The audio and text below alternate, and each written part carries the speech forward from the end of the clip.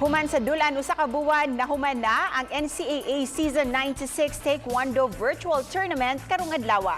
Ani ang report.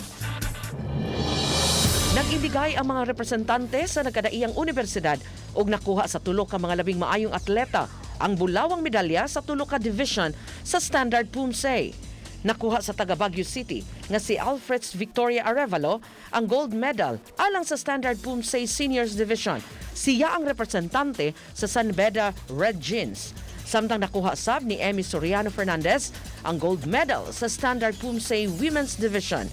Ang taga Pasig City nga si Fernandez may representar sa JRU Lady Bombers ug si John Vergel Reyes nga taga Dasmariñas City, Cavite maoy nakalangkat sa gold medal alang sa junior division sa Standard Poomsae. Gikan siya sa EAC Brigadiers.